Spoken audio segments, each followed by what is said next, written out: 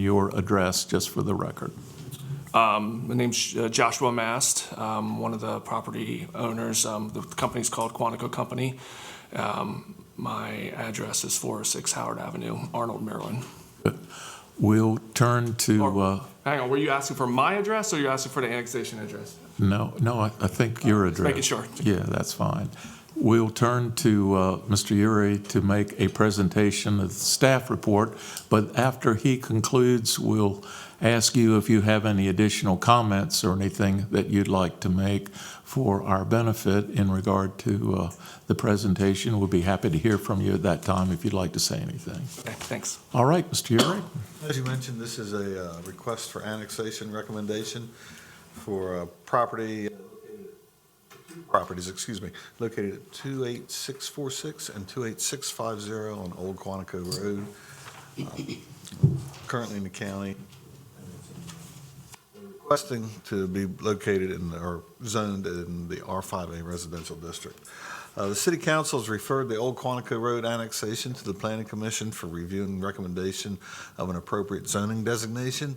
The properties are located on the northerly side of Old Quantico Road, north of Nanticoke Road, and both lots together total slightly over 1 acre in size. You can see this in attachments 1 through 3. The requested annexation area consists of 2 lots, like I mentioned, that total slightly over 1 acre in size. Each lot is roughly 25,000 square feet in area, and both have been improved with residential uses. You can see all this in attachments 3 through 5. Our zoning analysis is as follows. The existing zoning, the annexation area in the adjoining county area north of Nanticoke Road is zoned R8 residential. South of Nanticoke Road, the properties are within the city's neighborhood business and zoning district. West of Pecan Square Shopping Center properties are once again in the county's R8 residential district. The county and city plans are as follows. The county comprehensive plan designates these properties and areas medium density residential. The county zoning code permits apartments within this zoning classification by special exception from the Planning Commission. The density is limited or permitted at a rate of up to 12 units per acre. And you can see this in attachments 6 through 8. The city's comprehensive plan targets this area as medium density residential as well. And the city's R5A residential zoning district allows a density of 12 units per acre. And you can find this in attachments 9 and 10. Item C here, if it pleases you, I'd like to skip over that. This is typical stuff that you see every time you have a zoning recommendation. So in the interest of speeding things up just a little bit, I'd like to skip it if that's okay. Fine. Okay, thank you. So we'll move on to item number 4, the development scenario. The proposed use. The applicants are proposing to demolish the existing residential buildings and construct 12 residential apartments. The apartments will either be garden-style apartments, stacked on top of another, or townhouse-style apartments where they're side by side, or a combination of both styles. You can see this in attachment number 11. Access to the site will be from one entrance along Old Quantico Road, so they'll be losing one entrance because currently there are 2. Configuration and design. The annexation area is generally rectangular in shape and will adjoin the existing city boundaries to the south via the Old Quantico Road roadbed. And the estimated development impacts. The site is relatively small, and the project would be small as only 12 apartments are being proposed. Impacts on the surrounding neighborhood as well as the city's infrastructure will be minimal. And our zoning recommendation is as follows. The specific purpose of the Planning Commission's review is to make a zoning recommendation for the annexation area that is currently residential in the county. The adopted city comprehensive plan designates nearby areas as residential, and the proposed use and requested zoning classification meets this designation by utilizing the R5A residential zoning. The proposed use of the site for an apartment complex is an appropriate use within the requested zoning classification. Apartments are inherently permitted use within this district. So having said that, we would like to recommend that the Planning Commission forward a favorable recommendation to the Maine City Council for this property to be zoned R5A residential upon annexation. Thank you very much. Certainly. All right. Is there anything you'd like to add? Yeah, the current use is residential, but it is already multifamily. So there, between the two properties, which are adjacent to each other, there's 8 residential units already. So this would not really increase the density as significantly as going from like 2 to 12 units. It's really going 8 to 12. So that's one item.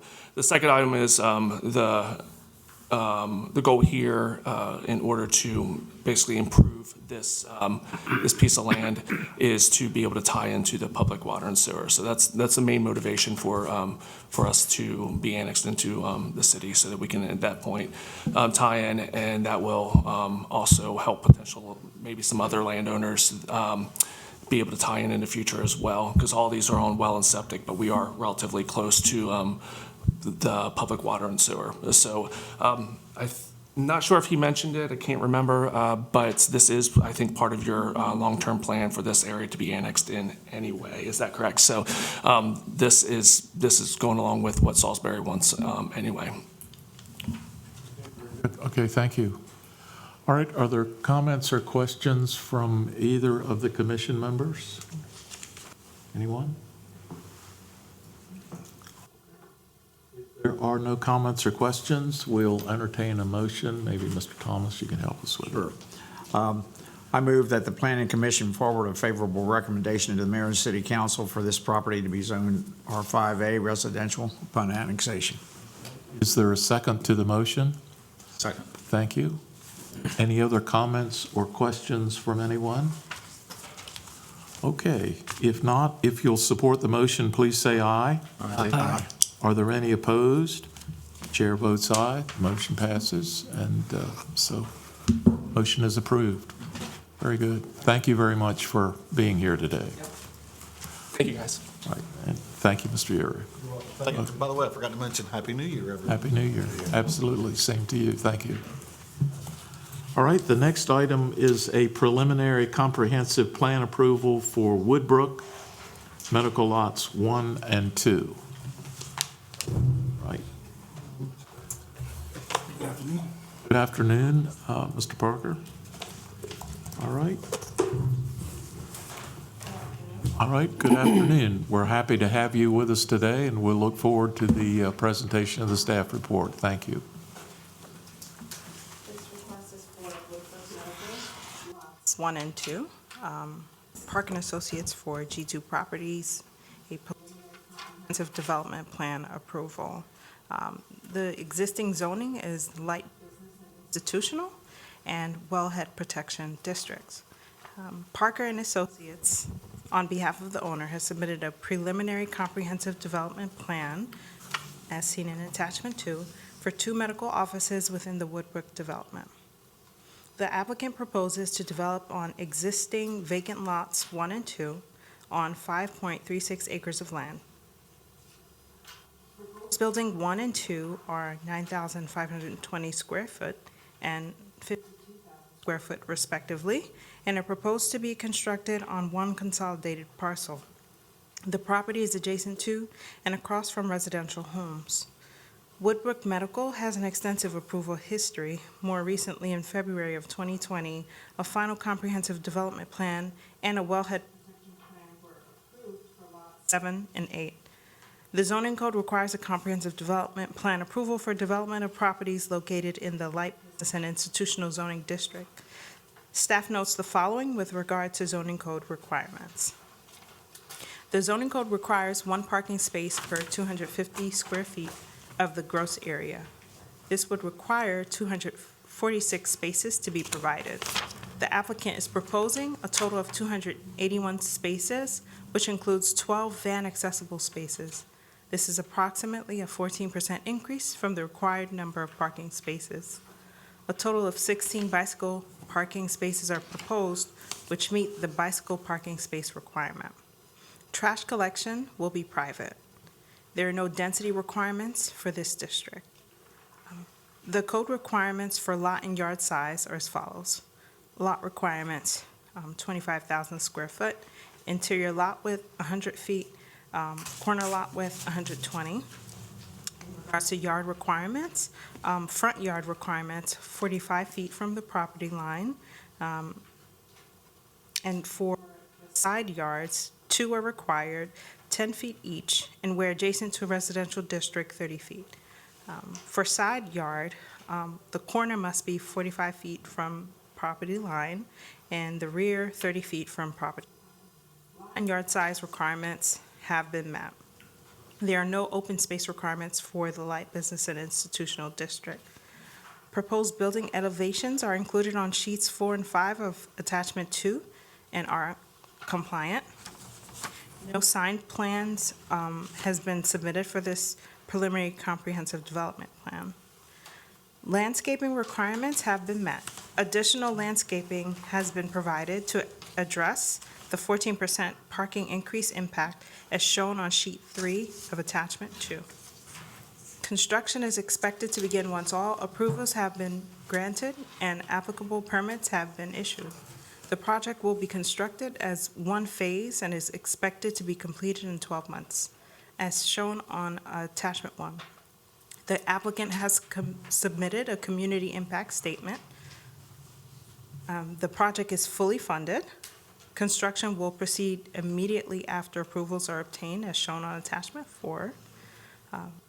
Project is subject to further review by Salisbury Fire Department. There are no stormwater management comments at this time. The site is located within the city's wellhead protection district. A wellhead protection plan has been provided as shown on sheet 2 of attachment 2. The applicant has requested a traffic impact study waiver.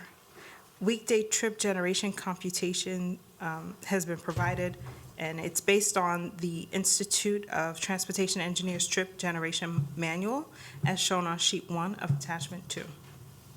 Staff recommends approval of the preliminary comprehensive development plan for Woodbrook Medical Lots 1 and 2 with the following condition. The peak hour data for trip generation computations should be provided to help determine whether a traffic impact study may be required. All right. Okay, thank you very much for that report, Ms. Dean. We appreciate that. Mr. Parker? Yes, as you said, this is a development of 2 lots in Woodbrook Medical Center, lots 1 and 2. The existing lot line is kind of right at the back of building 1. It will be re-subdivided to be removed. 2 buildings, one fronting Mount Herman Road, roughly 9,200 square feet. Another larger building, 2-story, facing Woodbrook Drive, with a drop-off area in the front. The architectural renderings are indicative of just about every other building that's been built in Woodbrook. Mr. Gillis is the developer here. He sends his regrets. He had a scheduling conflict that prevented his attendance here. But he is the developer here, and he's in keeping of the rest of the business park. He's kind of keeping the elevations roughly the same. As far as the end user and whether or not, what branch of medical this is going to be, I don't even know yet. I just know square footage and a general overall layout. But the 52,000 square feet is similar to the size of the orthopedics, the imaging, the GYN, the larger buildings out there. The smaller building on front is more so in keeping with the ones that we just did on lots 7 through 10, back on the east side of the project.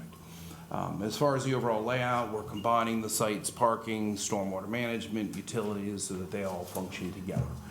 With them being combined on one lot, that's pretty standard. As far as the landscaping go, we're keeping the landscaping buffer along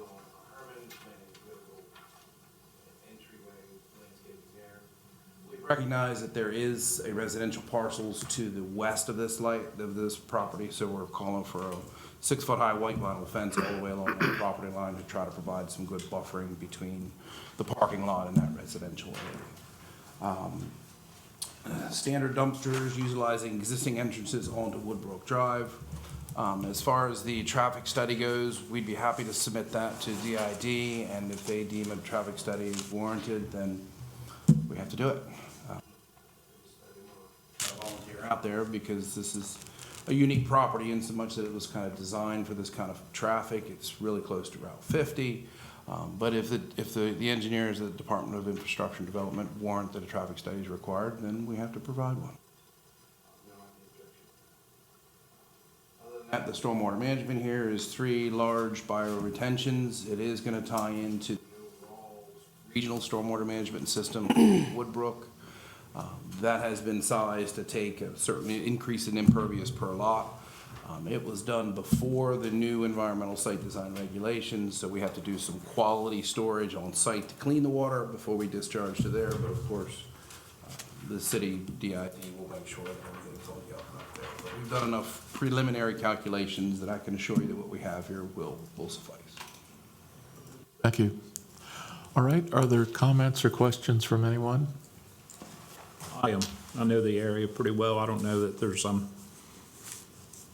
real need for a traffic study. Doesn't seem to be I don't know whether the commission needs to make that decision or not, but it doesn't look to me like there's an issue with traffic along there, because there is 3 entrances to that.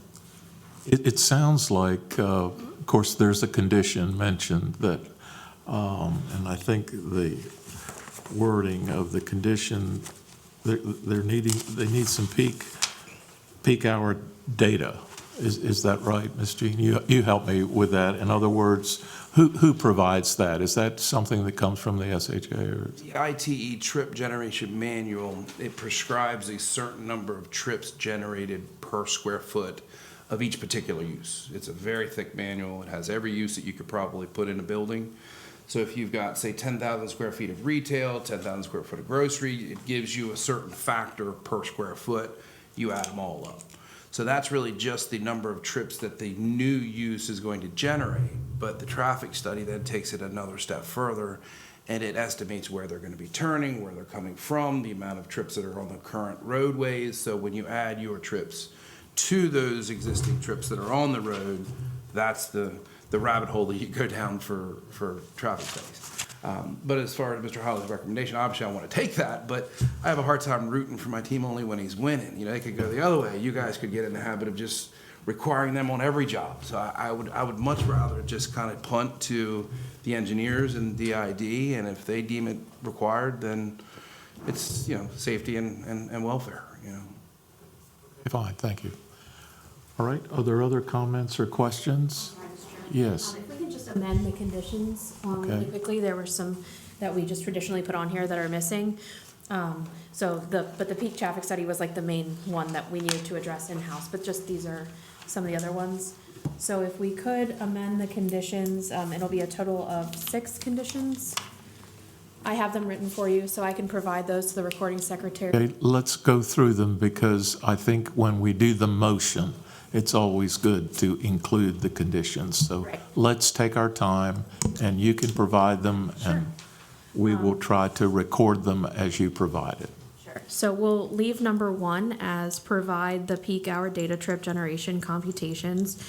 And then 2 would be, our traditional site shall be developed in accordance with a final comprehensive development plan approval that meets all code requirements. One at a time, so just give us time to make a note of that. Developed, would you give us that In line? accordance with a final comprehensive development plan approval.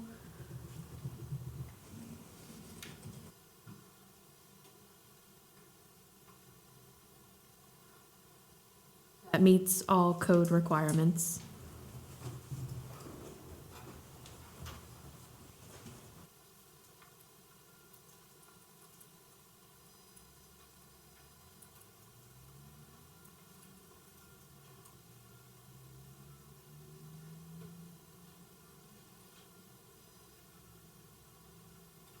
Okay, Number 3 would be submit a sign plan for planning commission approval prior to the installation of any signage.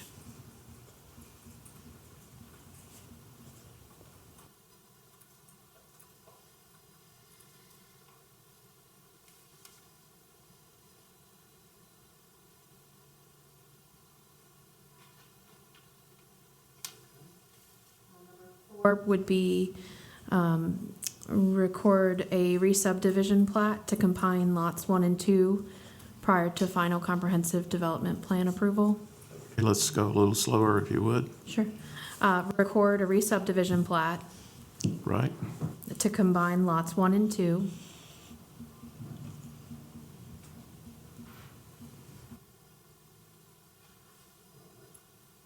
prior to final CDP approval.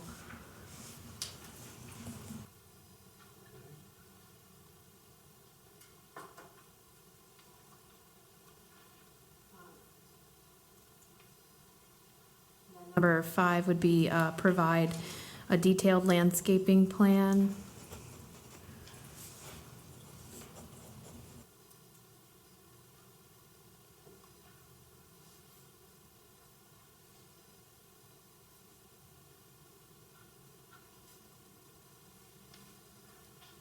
Prior to final approval.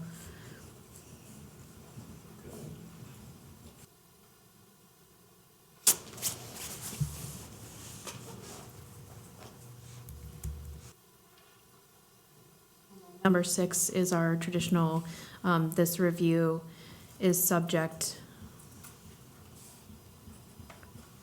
to further review and approval.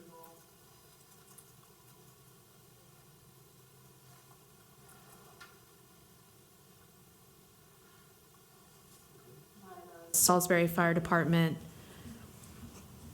Department of Infrastructure and Development,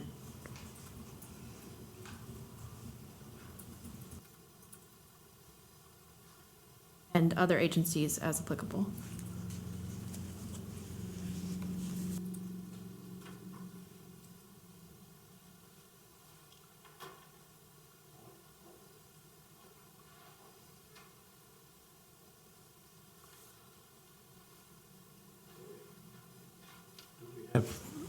The essence of what Ms.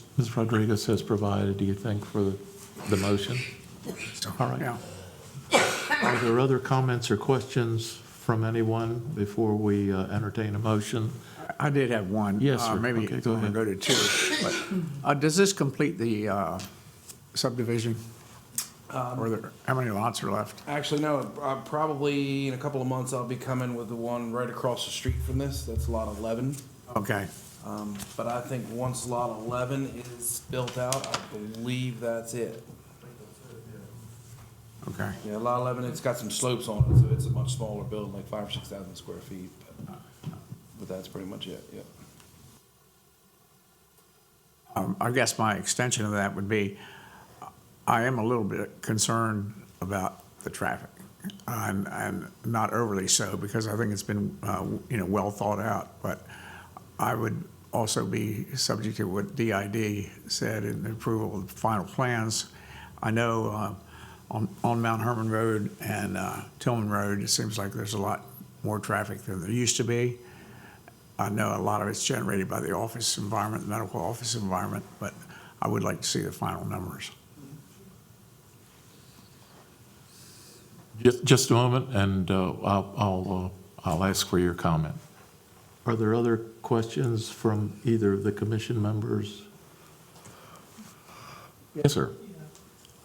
At the sidewalk layout, and is there a reason the sidewalk doesn't extend continuously along Mount Herman Road there? Sidewalks are shown on Mount Herman, I believe, are the existing sidewalks. And Okay. they were built to the ends of the XL and decel lanes. And when I sat down and looked at it, I was like, man, I might as well just go ahead and say that was my mistake. But then when I looked at it, I see the method behind their madness that this was just the existing sidewalk, and that's where it terminated. If you'd like the sidewalk extended to the property line, we can do that. Yeah. On the verge of volunteering that. No. So I keep that one to myself until somebody mentions something. No problem. Similarly, in that, where you turn in from Woodbrook Drive to the building 1, if you extend that sidewalk there like 5 feet so it gets to the drive aisle, And put a crosswalk across to the sidewalk. the ideally, yeah. Absolutely. Okay, so that should be an additional condition, is that what we're expecting? And if so, could we have some language maybe for that as well then? Let's go with, you're not extending, you're, Extend sidewalk on Mount Herman Road to the westerly property line and provide connectivity to building 1. Can you go a little bit slower? Extend sidewalk? To the westerly property line on Mount Herman Road. Provide pedestrian connectivity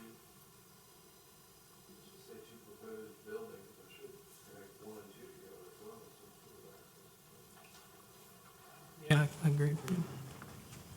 Okay, say that one more time. Pedestrian connectivity Okay. between both buildings.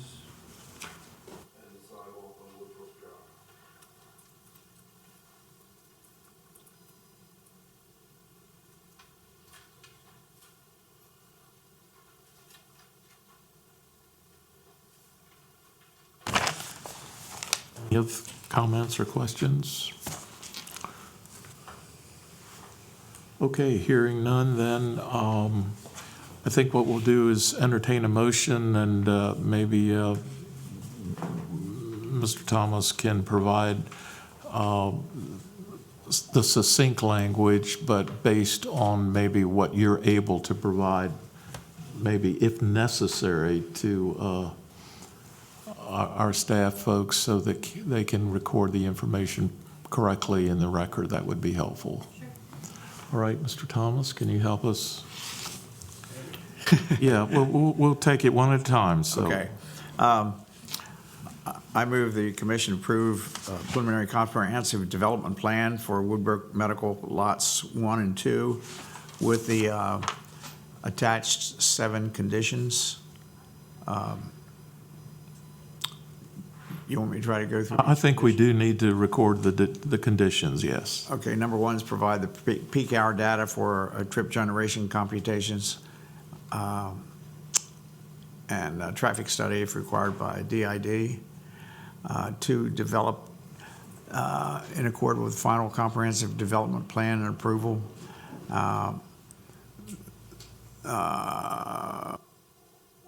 That meets code requirements, I think. Thank you. I Yeah. can't read my own writing. Code requirements. Okay. And 3, assign plans required for planning and zoning as approval. Record a re-subdivision plat to include lots 1 and 2. Number 5, provide detailed landscaping plan. Number 6, review is subject to further review and approval by the Salisbury Fire Department and Department DID of the City of Salisbury and other agencies. And number 7, extend the sidewalk on Mount Herman Road and provide connectivity between both buildings, pedestrian connectivity between both buildings and the sidewalk on Woodbrook. I think that's probably sufficient for our purposes of the motion, but I would ask Ms. Rodriguez if you could confirm those conditions Absolutely, Chairman. with the county staff. That would be helpful for the record. All right, are there questions then about the motion? Is there a second to the motion? Second. Thank you. Any other comments from anyone? Okay, yes, my apologies. Yes, sir. I was just curious, is this at the land at the intersection of Woodbrook and Mount Herman, just to the west of that? Is that the land you're talking about? Yes, it's currently where the stockpile is. Okay, thanks, that's all I wanted to know. Thank you. All right, if there are no other comments or questions, if you'll support the motion, please say aye. Aye. Are there any opposed? The chair votes aye, and the motion carries. And with the clarification that you can provide, that would be very helpful. Thank you for that. Have a nice day. Okay, and thank you.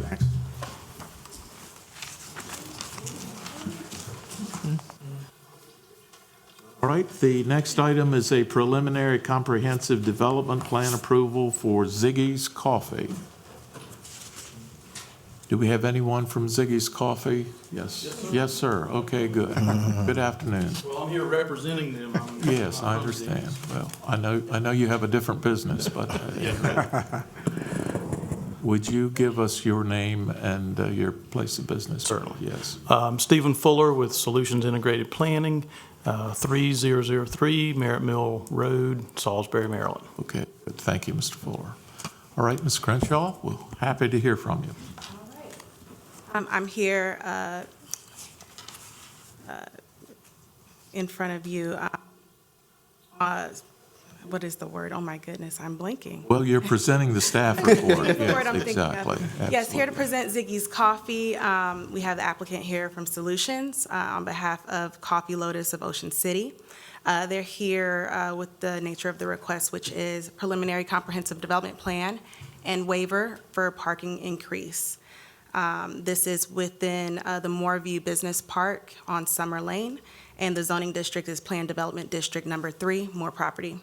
Solutions, on behalf of the developer, has submitted a community impact statement, Attachment 1, a statement of financial capability to proceed, Attachment 2, and a preliminary comprehensive development plan, Attachment 3, for the development of a 865-square-foot coffee shop with a single drive-through lane on a 1.4976-acre parcel. For the purposes of defining the use in compliance with the zoning code, staff has determined that this is a restaurant, fast food drive-in in the general commercial district. That is incorrect. It is, again, the zoning district is Planned Development District Number 3. Sorry for that oversight. The definition, restaurant, fast food drive-in, means any establishment where ready-to-eat food and primarily intended for immediate consumption is available upon a short waiting time and packaged or presented so that it can be readily eaten outside the premises, and whose principal method of operation is to serve food to customers in motor vehicles. There is approval history to note. A preliminary comprehensive development plan for the full 21.65 acre More property was approved with conditions at the Planning Commission meeting held September 20th, 2012. The approval is detailed as follows. The Salisbury Planning Commission at its September 20th, 2012 meeting approved the preliminary comprehensive development plan for the Moore property and forwarded a favorable recommendation to the mayor and city council for adoption of the Planned Development District 3 upon annexation of the property to the city of Salisbury, subject to the following conditions of approval. The conditions are listed below. After several work sessions, reviews, and public hearings by the Salisbury City Council, the annexation of US 50 East, Moore property, and Planned Development District 3, Moore property, was approved by the City Council on April 22nd, 2013, and became effective on June 6, 2013, as Resolution Number 2265. Also, a re-subdivision plat was recorded July 2nd, 2024 at Book 18, page 50 with county land records. Comprehensive development plan review. The zoning code requires a comprehensive development plan approval. The Planning Commission is required to evaluate the proposal and recommendations in the development plan to determine if the project has been designed to meet the standards of the Planned Development District Number 3. Staff also notes the following with regard to the zoning code requirements, starting with parking and access. 2 access points are proposed on Summer Drive. Internal cross-access is provided to the adjacent lot as required by condition of approval number 5 of the preliminary comprehensive development plan. A total of 11 spaces are provided, including 1 ADA accessible space. The developer has calculated the parking using restaurant standard of 1 parking space per 250 square feet. There is a combined 2,014 square feet of building and outdoor seating area, which results in 9 spaces per code. A waiver for the 20% increase is requested to increase the number of parking spaces to the proposed 11 spaces. 3 bicycle racks are provided. Bicycle parking will be compliant with Section 17-196-60. Refuge disposal, trash collection will be private. Dumpster locations have been shown with screening compliant with 17-220-20. The minimal yard and perimeter requirements are set forth in Code Section 17-123, Planned Development District Number 3, Moore property, and are as follows. Minimum lot requirements. The lot area is 1.5 acres. Lot width shall be 80 feet. Individual lots for building areas shall be shown on a final subdivision plat. Minimum yard and perimeter requirements. Front yard, 20 feet. Side yard, 10 feet to required. Rear yard, 15 feet. The height, 50 feet. The proposed development shall comply with all code requirements above prior to approval of the final comprehensive development plan. They have been reviewed and all are in compliance. Open space. Proposed bioretention ponds and non-buildable areas due to utility easements create areas of open space located throughout the site. Additionally, an outdoor seating area is proposed. The proposed building floor plan is included on sheet A101 of attachment 3. Elevations are provided on page A200. Building plans are approved by DID for compliance prior to the issuance of building permits. A conceptual signage is shown on the building elevations. A final sign plan shall be required showing the overall design, colors, and locations of signs throughout the center, which shall be submitted to and approved by the Planning Commission prior to installation of any signs. Landscaping details are provided on sheet 3 of attachment 3. The preliminary comprehensive development plan proposes street trees, perimeter planting, and several flower planting areas above the minimum requirements to offset the impact of additional parking. A final landscape plan will be approved as part of the final comprehensive development plan. A development schedule was not provided. A community impact statement was provided as attachment 1, and a statement of intent to proceed and financial capability was provided as attachment 2. During preliminary reviews, the fire marshal resulted in no concerns. The project is subject to further review by the fire department. Stormwater management concept has not yet been submitted for review. City staff will request review by the county for compliance with Forest Conservation Act. And a traffic impact study will be required as part of the engineering review. And comments must be addressed prior to the approval of a final comprehensive development plan. SHA must also review the traffic impact study, as this development is expected to directly impact traffic operations on State Road US 50. Staff notes that the development of Ziggy's Coffee meets the intent of the comprehensive development plan for Moore property, which stated that it would plan to feature a mix of commercial uses to meet the demand for commercial services by motorists on the US Route 50, office workers on the US Route 50 urban growth corridor, and the visitors, employees, and students at Warwick Community College. In addition, the increase in parking has been offset by proposed additional landscaping on site.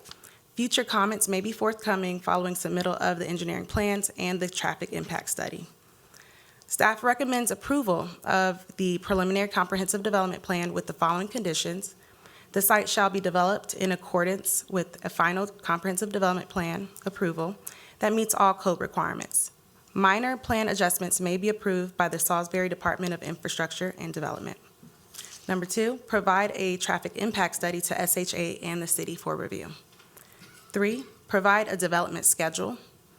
4, submit a sign plan for Planning Commission approval as part of the final comprehensive development plan approval. And number 5, this approval is subject to further review and approval by the Salisbury Department of Infrastructure and Development, the Salisbury Fire Department, and other agencies as appropriate. Thank you. Thank you. All right, Mr. Fuller? Yes, sir.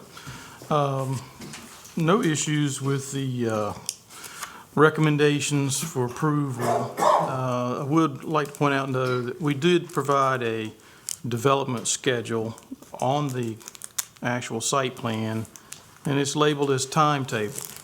And according to Chapter 17.04.120 definitions, under Comprehensive Development Plan, item D, a schedule, timetable, or proposed phasing for development must be provided. So we just labeled it timetable. And I do see that on Yeah. the cover sheet. So is this condition 3, provide a development schedule, is that still necessary as a condition? So I do see the timetable paragraph. It reads, upon approval of the comprehensive development plan and the construction documents, the developers intend to begin construction of the proposed improvements. Work is anticipated to begin in the spring of 2025 and be completed before fall of 2025. The work will not be phased. I think that's sufficient. So condition 3 can be omitted, is that correct? Correct, Okay, yes. all right, thank you. As far as the sign plan, we did show on the architectural plans, they've got some proposed signage, and I've informed our client that he will need to submit a sign plan for all signage on the site, including a pylon sign, which we do show a proposed location on our site plan for a pylon sign, similar to what Arby's and Royal Farms have. But they understand they have to come back with a complete submittal for signs, so no issues. It was interesting hearing the conversation about the traffic impact study on the previous plan review that you just did. My understanding from DID is that if you have more than 50 trips generated per day, you have to do a TIS. We don't anticipate the Ziggy's Coffee having any negative impact to Route 50 or to Walston Switch, where the traffic circle is. You know, it's 2 lanes in and 2 lanes out. But we've requested proposals from traffic engineers to do that study, so we're going to do it. But it seems kind of overkill to us to require it for a development that was, you know, designed for these types of uses. Anyway,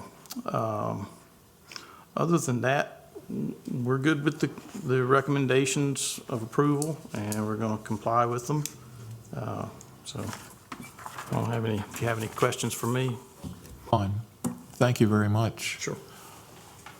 Are there comments or questions? Yes, sir. Being this is my neighborhood. Yes, okay. Yeah.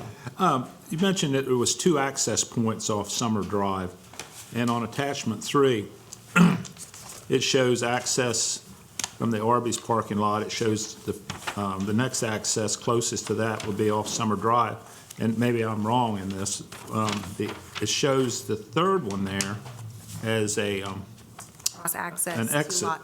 An exit. So is the access point off Arby's considered an access point off Summer Drive?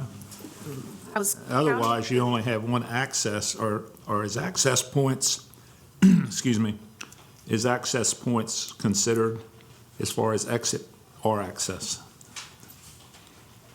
Oh, can I answer that? Yeah. Our original plan had the exit only connection as a 2-way, but we were trying to reduce impervious area. It doesn't make sense to have, because there's only a few parking spots. Ziggy's is basically a drive-through. They do have a walk-up window. There is no inside customer area. So they had 6 parking spaces, and is all that's allowed by the city in the code because of the size of the building. They're going to have, on their largest shift, anywhere from 6 to 8 employees. With only 6 parking spaces, that just wasn't enough to handle where were our employees going to park. They can't park in Arby's parking lot. Arby's wouldn't like that. For a while, they may be Yeah. able to. So we increased the outdoor seating area to make certain that there was enough parking spots for employees and outdoor seats. We doubt that that'll all be used, but we're just taking advantage of your code requirements. Yeah. So I guess. And so because of that, we wanted to reduce the impervious area as much as we could, because we were adding basically more parking than what the code typically would allow, just by way of converting sidewalk area into seating area. I guess my question is, should we change the terminology in this presentation to having one access point off of Summer Drive, or is the exit considered an access point too? That's my question. How does that, as far as the code goes, is an exit considered an access point? That's how I counted it, but if you can give more insight, we can make sure to be consistent. It's across not the me, board. it's up to staff to whether that needs to be considered as an access or an exit. I mean, I might be talking, Yeah, I don't know what I'm counted. talking about here. I that- counted. Yeah, should we say egress and ingress? Would that, You can say that. okay, yeah, I think that would be That sounds Yeah. better. Yeah. good, perfect. Just It so would we- certainly be an access point. Yeah, If there if was there- the need for an ambulance. Right. Yeah, Or fire truck, and the other entrance was blocked. Right. It would still be wide enough to accommodate that. I know there's enough of them, I was just worried about the terminology of it, how, you know. So we've clarified that then maybe in Yes. the staff report. Is that sort of the way Yeah. that can be handled? Okay. Yes, sir. The other thing, the community impact statement, you know, we, here a few months ago, maybe a year ago or more now, we started doing away with waivers as much as we could about, and I just want to comment on that. A lot of times, myself, and I'm sure maybe other commission members get questions about why something is approved or whatever. This is one of the best community impact statements I've ever seen. It answers a lot of questions, and I think this community impact statement could be used as a blueprint if anybody comes up here to do anything with the city or the county as far as the way they put that out. I think it's very good. Thank you for that. I had nothing to do with it. That's fine. It's My very- it's client- very my simple. It's client- very self-explanatory. There's no doesn't look like there's any guesswork in there for anybody. Yeah. My client asked what was involved. I gave her the definition of it, and she said, okay, I can take care of that. And I'm pretty certain she did it. You did a good job. I will relay that to her. I think, thank you for adding that. Mr. Thomas and I had a brief conversation before the meeting started today about now we're seeing community impact statements customarily as a part of the staff report, which I think was intentional, and I think it's been helpful. And we were commenting on, is there a form for this? And I don't know what you all are finding as staff people in terms of what people are providing. It sounds like in this instance, maybe the developer, they put that information together themselves and did it in a good way. And I didn't know if you wanted to comment. This is not directly related to Ziggy's, but in terms of the process, are we seeing folks provide information that is customarily what is required and so is helpful to the staff and to the commissioners? We are starting to receive some stuff, and nothing's always the same. Yes. Because there's no, it's defined, but it gives latitude on how people should, Yeah. how people interpret it. and Yeah. want to Well, in this define it. particular- But we could use this as a. In this particular instance, as Mr. Holloway has indicated, he thought it was helpful and presented. We can use this as a template for others. So, yeah. Let other applicants. Well, as we continue to see more and more of these, perhaps there will be those that will be equally as good as this one. But at any rate, when the information is presented, it's in a readable, reasonable, And understandable by anybody, can be even me. exactly So it's understood.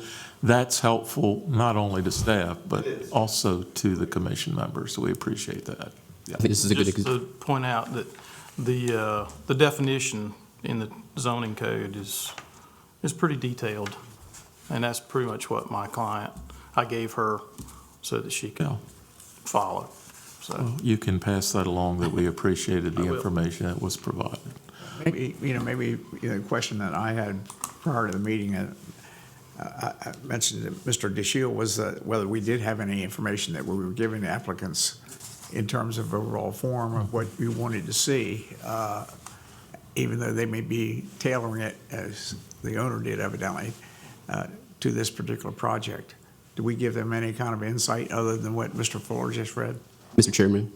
Yes. Yes, I don't want us to delay and to take up the applicant's time with speaking about, I guess, the community impact statement, but I do have a specific question, but if if you want to pause that for another moment, if I can ask a question pertaining to the application. So speaking of the statement, so item 2.1.3, estimated employment taxes, you referred and you mentioned that there were between 6 and 8 employees, but this mentions 10 full-time and part-time employees.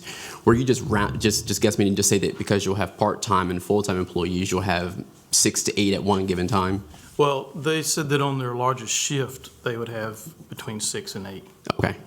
So they'll probably have 10 full-time employees, but they won't be there all day, every day. Good. You know, because they're going to be, I'm sure, I'm not a coffee drinker, so I don't get up at 6 in the morning to drink coffee. Yes. But lots of people do, and they drink it all day long. Yes. I'm not exactly sure of their hours, Yes. but, you know, they'll probably be open more than 12 hours a day, so they'll have at least 10 full-time employees. And just a point of personal privilege, and again, I appreciate this concept because as a coffee drinker, I do, and as a traveler, I frequent many cities, and I know we have a drive-through coffee spot in town, and it is not the best for maneuvering, but this has, it has plenty of space for maneuvering, for drive-through capabilities, and it has an outdoor space that mimics one just down the road in Easton, has a really, really good drive-through coffee spot that I go to, and you're in and out in 45 seconds. It's easy, and it accommodates multiple cars coming through. So this was a pretty good design. I just wish it was easier to get to from 50, but I am excited to have one going eastbound there. So thank you all for that. Sure. Yeah, Ziggy's is a Colorado-based. I was researching because there are not many near us. I have one more question. Yes, sir. You know, I think it was the last meeting, we did the planning, or it came in front of us about the Dunkin' Donut site on Tillman Road. You know, that they've had problems with backup of traffic.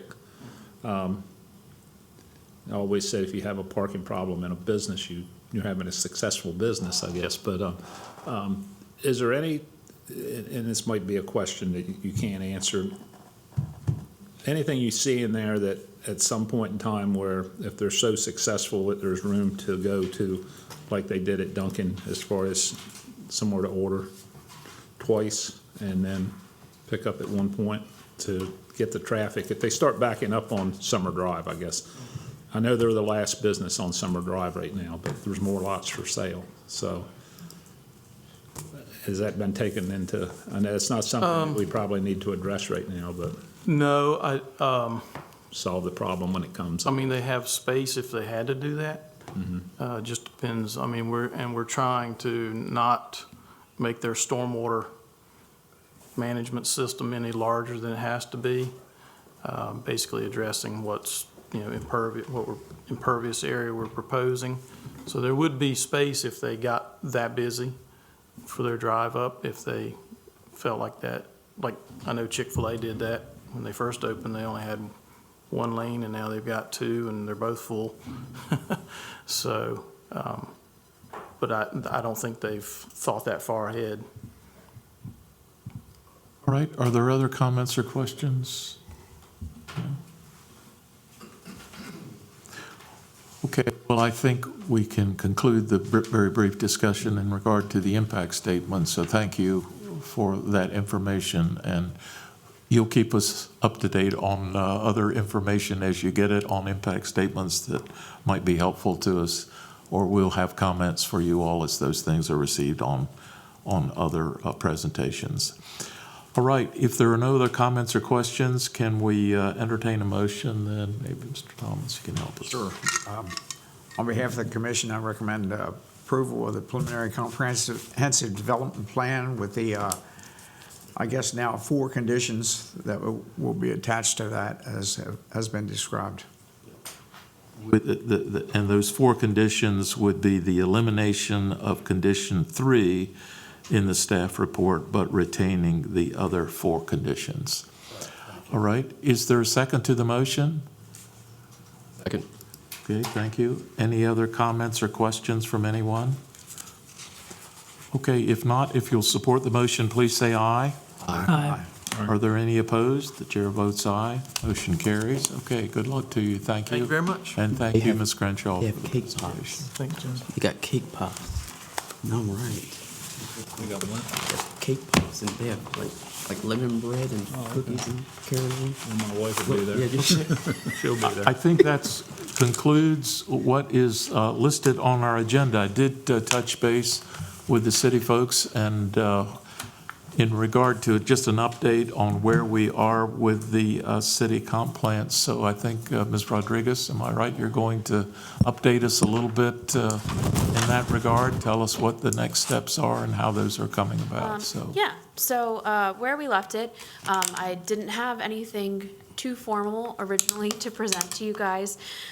With the holidays and everything, not much movement was made during that time frame, but we're in ongoing negotiations with Mead and Hunt. They had the 90-day suspension that we issued in September, so they were coming up on the expiration of that. So right now, our procurement department and administration and Mead and Hunt are in talks regarding that. But in-house, what we've been able to do, we sat down and had a session to try and go through the first chapter that was up for those public meetings that we originally had scheduled for January, but bumped to February. And after some discussion there, we determined that potentially having a rewrite done by staff in-house chapter by chapter and presenting that rewrite to the public, which was the intention for the public meetings, was still excluding the public from the conversation. So instead, we kind of came up with a new process that we're going to do, which will bump some of the public meeting dates a little further into March. We also know you guys want to be more involved in the process as well. So I'll give you this idea of what we're going to do and the draft schedule. And if that works for you guys, then we can start moving forward that way. So the goal would be to post the online chapters for review, for the public to review, just that chapter, section by section, that would align with the public meeting regarding that topic. We want to post both the current 2010 comprehensive plan version of that chapter, and then also what was proposed as the updated version from Mead and Hunt, so that people can see what's existing and if there's any items that maybe should remain, that were excluded, or things that might need to be added, they can look at them side by side. So we would post the old and the new chapter. We would post predetermined discussion questions that our staff will come up with.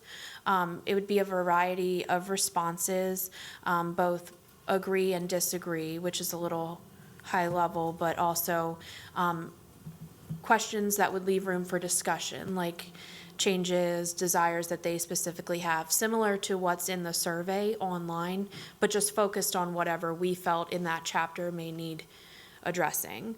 And then after that public workshop on that topic, during that public workshop, we would also break that down. The format for those meetings would be staff facilitators at each table, and then a group of people, and we haven't quite determined if we would separate them by what kind of stakeholder they are, whether they're in the business community, whether they're, just a resident, whether they're in, a government entity, like break them down that way, or if we just want to have mixed tables. We had a meeting with the Army Corps of Engineers Silver Jackets in October about flooding issues in Salisbury. That was a public meeting, and they facilitated it in that manner where they were broken up by type of stakeholder, and that process worked very well. So we think that might be something that we want to hold it in that fashion. And then after the public workshop, staff would come back, take a week to compile the public meeting comments in a more digestible format for you guys. And then we could schedule meetings with the planning commissioners to go over those public workshop comments before we would move forward with that being our suggested list of revisions.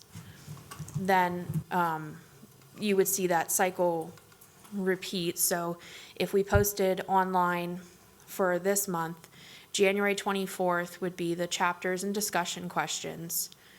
That would give them about 10 days to review before the meeting. February 4th, we would hold that public workshop as intended. And then about a week later, February 11-ish, depending on everyone's schedules and what works best for you all, to meet for that in-house workshop. We would hold that with you. And then the cycle would repeat. So it would be a 3-week cycle where they would have time to review, then we would have a workshop, and then you guys would be the last component.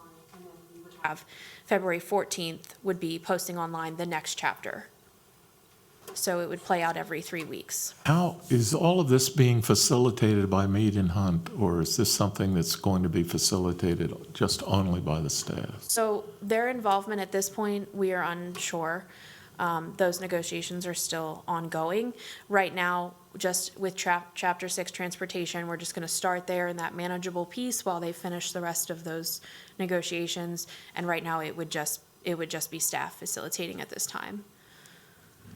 I guess what would be helpful to the commission members is to have an outline of what you have described as part of the first phase, but wouldn't it be an outline of the entire process and say, here is what we need to review, and here is when and how it's going to be reviewed, and here is where the Planning Commission needs to be involved and the dates and times, so that perhaps we could see a schedule of the process.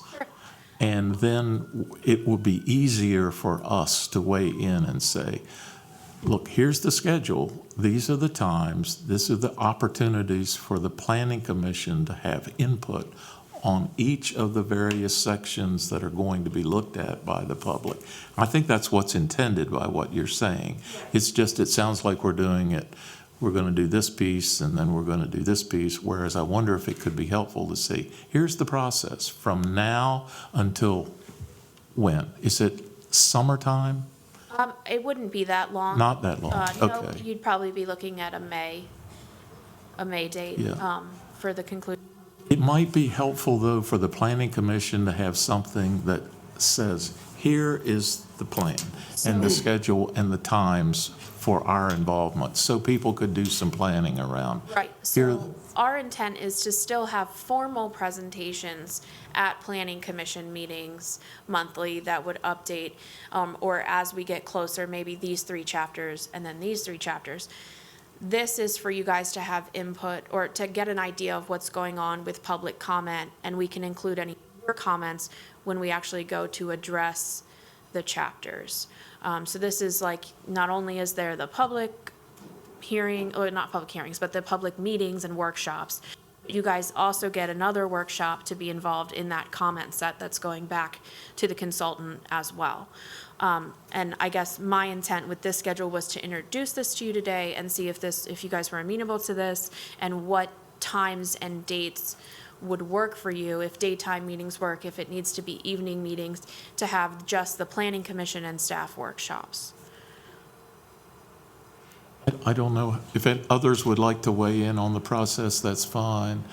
I just think it needs to be something that we can look at and think of our individual scheduling that we all do every single day, and be sure that we're building in time enough ahead of time so we can do the planning and be a part of the process and know, okay, for the next 3 months, here is what opportunities we have to be a part of the plan together as a planning commission.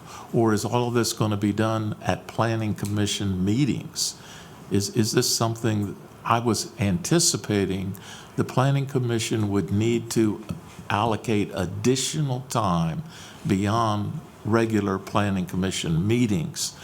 But I don't know, and I'm not familiar enough with all that you are trying to assimilate to say, well, here's what works best. I need some help with that. I think all of us will need it. So, yeah, I mean, you have 2 options. We could do kind of a workshopping session, maybe in a closed session, right, Laura?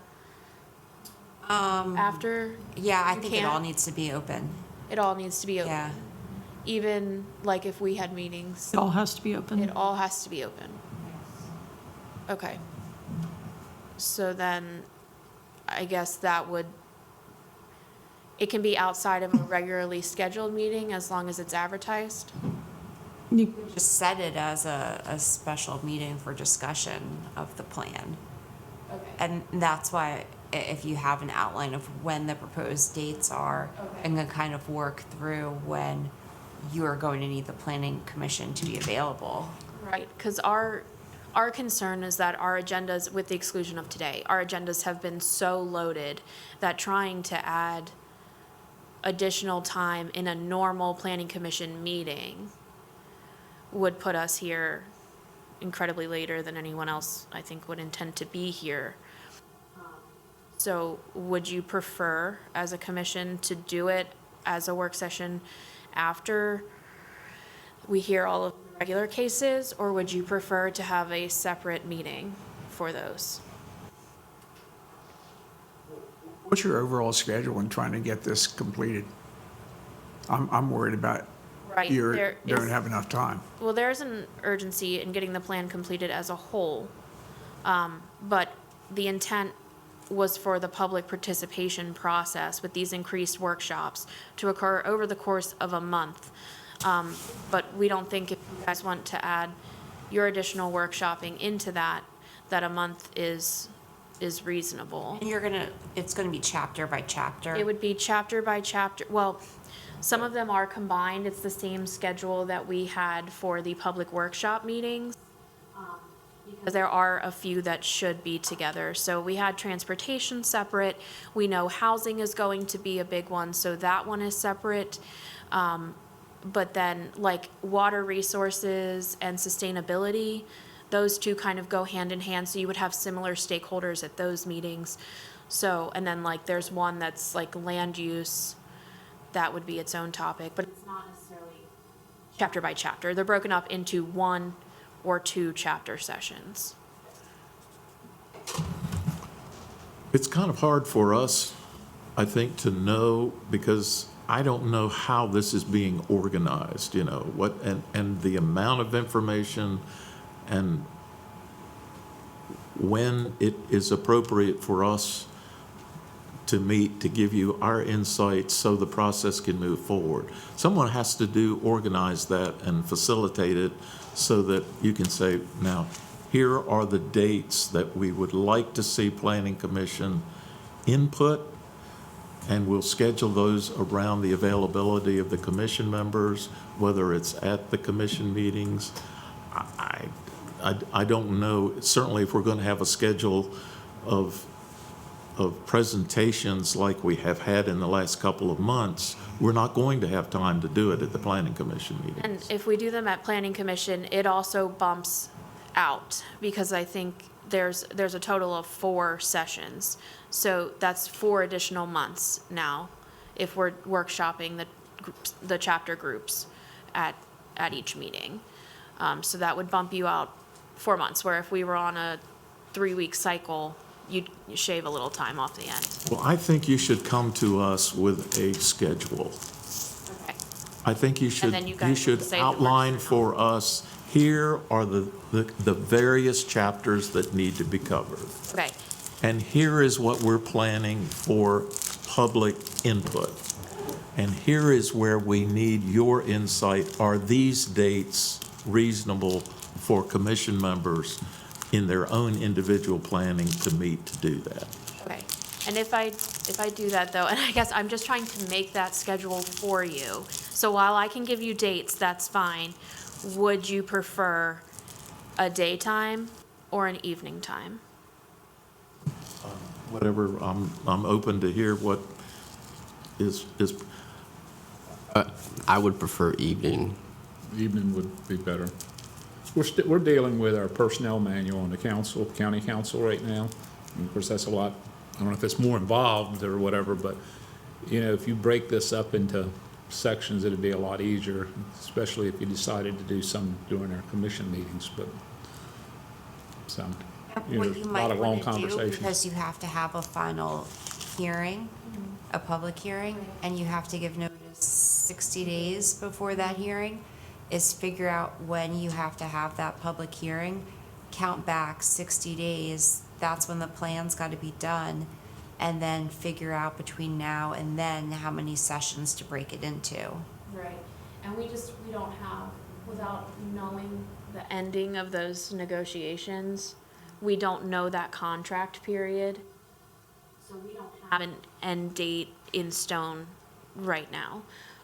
But we're just trying to, we don't want to keep deferring the meetings to make sure that the public is still getting those public meetings that we've advertised for the workshops.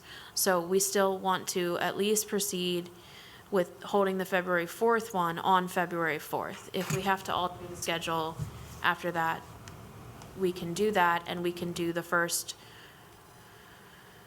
hopefully by February 4th, that's 3 weeks out from now. So hopefully we have a contract date where I can give you a more hardline schedule, but right now we just don't want to hold up that one meeting that we were supposed to be holding, at least that first one, so people have an idea of what it's going to feel like for the rest of the plan update. We're here. What Evening. information do you need from us? Just It evening sounds like is a meetings. better consensus. Daytime's better for me, but if I'm the only one, then we can do evenings. Yeah. I don't know that you're going to get a consensus, but it's easier I'm fine either way, so. It's easier for the public to attend if it's in the evening. That's most of fair, the time. yeah. I'm okay with evenings. I think it's best for you to give us, here's what we are recommending. Not everyone is going to be able to meet every session, I'm sure. There will be conflicts. Fine, we just wanted to make sure we had a time that everybody or the majority of you could attend, because I know we have city council required, like you guys have your responsibilities, you have county council responsibilities, so we don't know what times work for you. So that's our approach is. You're not going to find a time other than planning commission dates. Right, And unless folks say, you know, I just don't know what your schedules are, you may find there are a couple of county planning commission times where there is sufficient time for an hour or an hour and a half to do these sessions. That may be one of the times you schedule it. If you have 6 of them, you could do 3, during the day, 3 in the evening. That way, it's not just preferable to any one commission member, any one person, and it also, with the public, if you're doing it that way as well, you're kind of placating to more than just one sector of the community. So you could do 2. You could just mix it up, so you don't have to do all of them at the same time, but you can have more than one option where you're saying, okay, well, February and April are going to be during the day, and March and May are going to be in the evening at 5 or 6 o'clock on a Wednesday, something like that.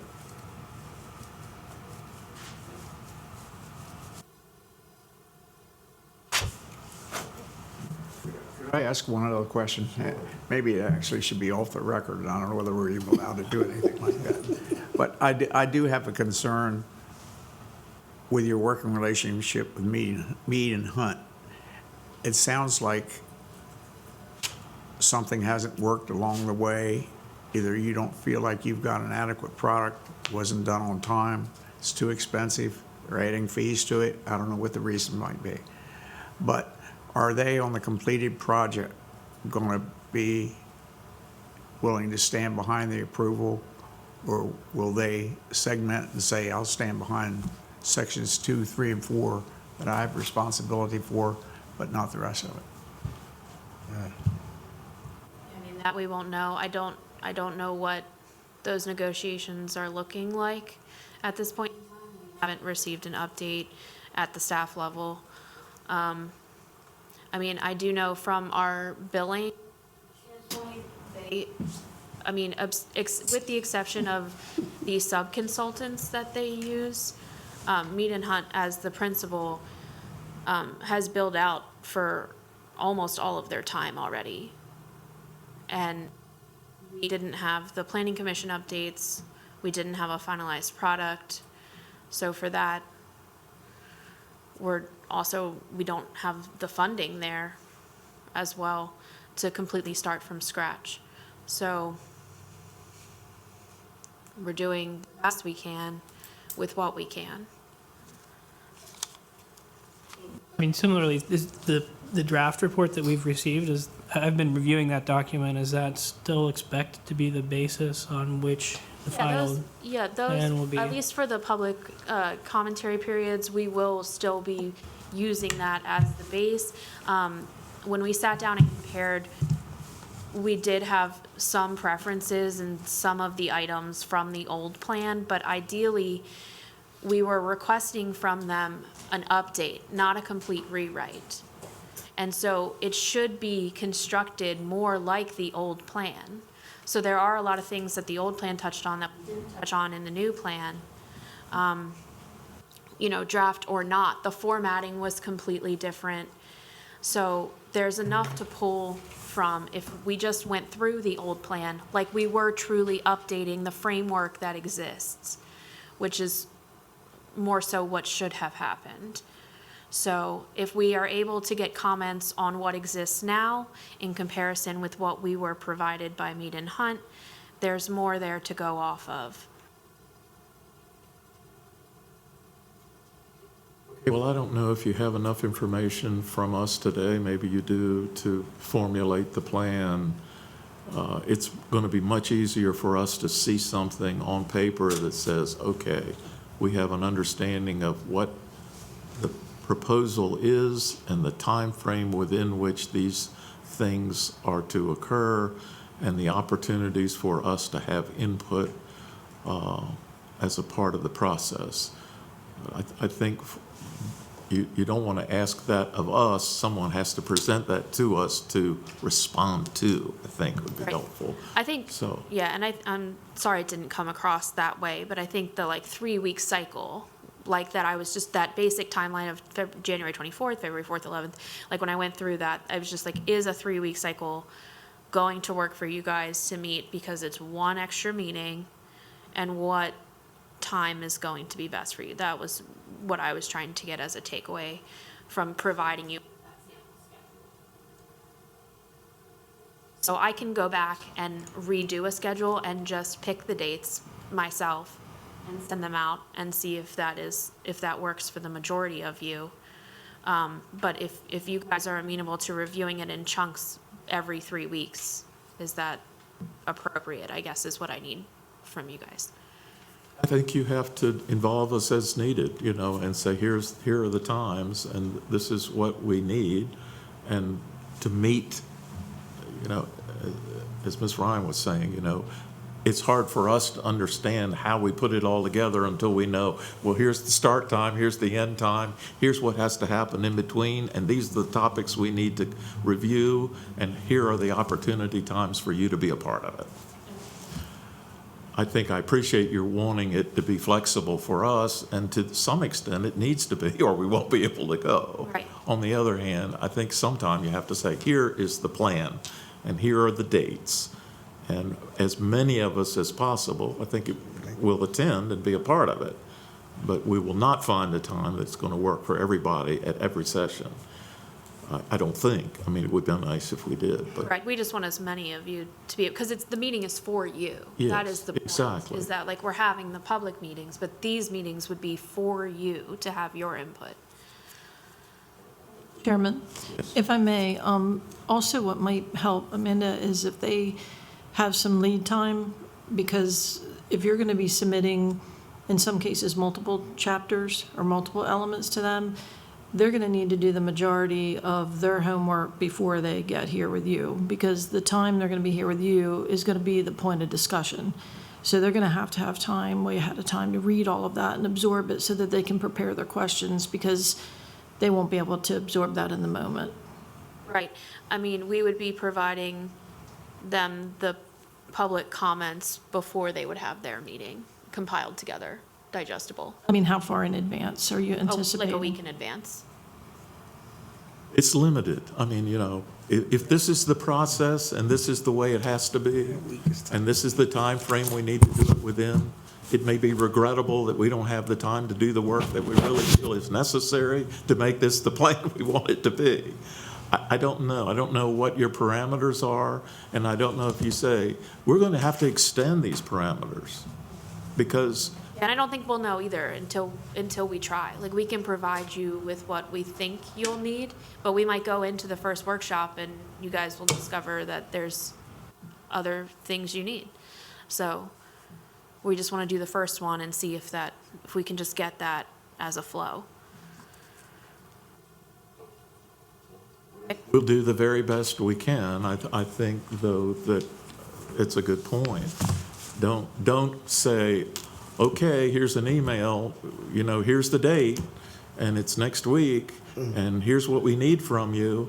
And I mean, that just isn't, this is a 7-member body, and we need as much help in, first of all, understanding the process, understanding what we need to do to provide you with information that will make the plan better. But as 7 people, it's not something we're going to devise. It's something someone else is going to devise, present to us, and say, this is the way we envision this particular process working.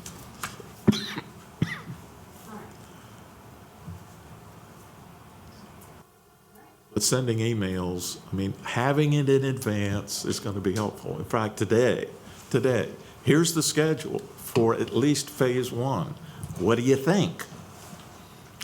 Individual emails about, well, here it is.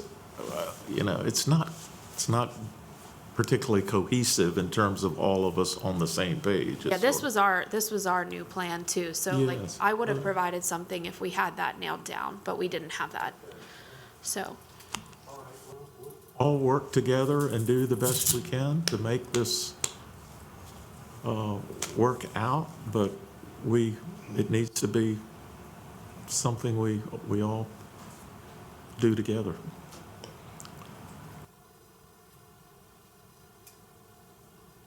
Comments? Anything else? So at this point, we were going to hear more from you. Is that sort of what you Yeah, expect? I'll make a new schedule, and try to get that to you guys, and then we'll go from there. Okay, all right, good. And also, if I can be helpful to you, Ms. Rodriguez, just call me. Okay. If there's something I can do to help facilitate in terms of putting the schedule together with you, I'm glad to do that. Okay. I'm happy to do that.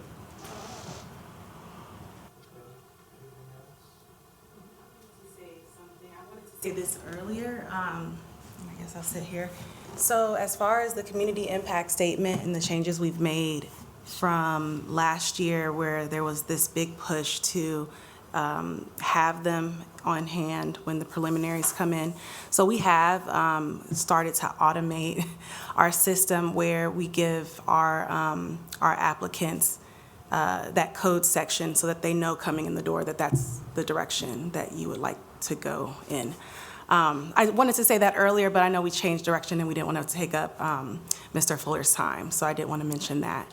If you look at the 2 agenda items we had today, the Ziggy Coffee and then the one from Parker and Associates, there's a big difference in the way they're laid out.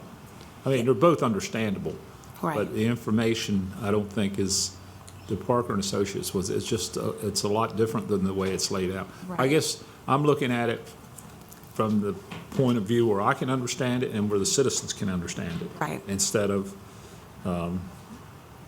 Yes, you just have to absolutely. lay each one side by side and look at them and you'll see what I'm talking about. Right, yeah, absolutely. And what I'll say to that is, we are giving them the information and seeing what comes back. We are working on guidelines to have more of a structure on that type of document, but right now, we're letting them know that it is required. We're seeing what comes back, we're giving them comments. We do have a comment, we have a technical review meeting that we hold when preliminaries come in, and then we provide comments based on everybody's thorough assessment. So, it may not look as similar, but we're working in that direction to kind of gather how these documents are created on their end to see what we can make as a standard on ours. I'm sure you won't be shy about telling them they need more information. Right, yeah. Well, That's it's a all. beginning process, and Right. we're now starting to see the results, and that information is helpful to us. So we can always refine it and fine-tune it but we had a couple of good ones today, one particularly well done, so we'll go from there and try to even improve on that. Yeah. Perfect. Thank you for that. Thank you. And thank you to the both of you today for your presentations, and we appreciate that.